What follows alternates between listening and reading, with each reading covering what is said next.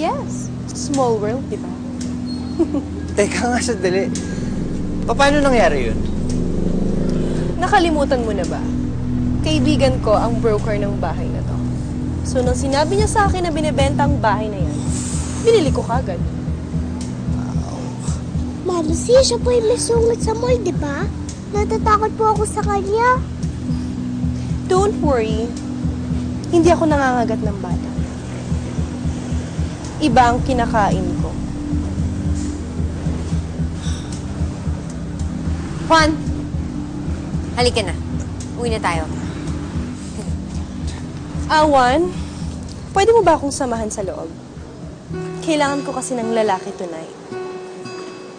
Anong sabi mo? Kailangan ko ng lalaki dahil walang magbubuhat ng mga gamit ko. Hindi ko kasi kaya magbuhat mag-isa eh. Sige na, Juan, please.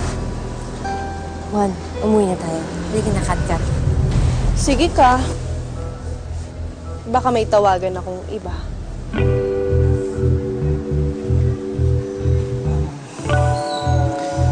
Sige, Abby. Susunod na lang ako sa inyo. Ano si Kat-Kat? Sige na. Susunod na lang ako doon. Sige na, Kat-Kat.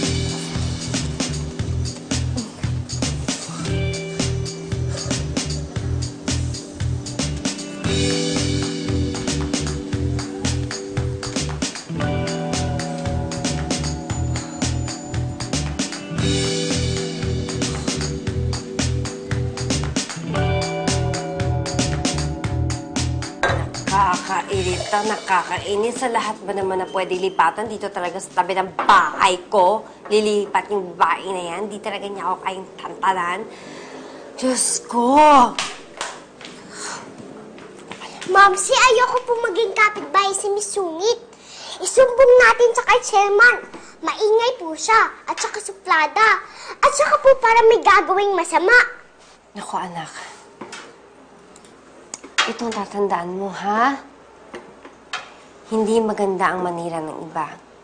Kasi nga, sabi mo nga sa akin yan, hindi maganda manira ng iba. Tama, hindi siya maganda. Kahit minsan, para na siyang kutong sa raptilisin. Minsan yung parang napaka-itim, kasing itim ng pusit yung ugali. Kahit minsan parang nakakait ng parang hadhad na gapangan ng higad na ang kati-kati sa pusin nila sa ganunin. Bad. Bad talaga siya na manira ng iba. Kaya wag mong gagawin yun, ha? Hindi gusto yun ni Papa Jesus. Ha? Momsi, ba't parang inis na inis po kayo?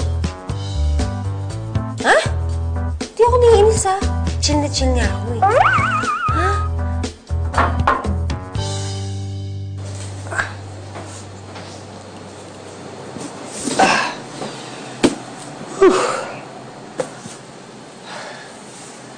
Alright. Ngayon, agad na nandito na ako. Nakakuha mo na ako. Kaya pwede ba huwag mo nang tawagan si Miss Dimalin lang? Alam mo, madali naman akong kausap. Napagod ka ba? Agatha, bakit mo ba ginagawa to? Let's just say, I'm protecting my investments. I want to make sure na akin ka lang at hindi mo ako itutukan. Wala kang dapat ipag-alala. I'm fulfilling my end of the bargain. Okay? Then prove it. Now? Oo.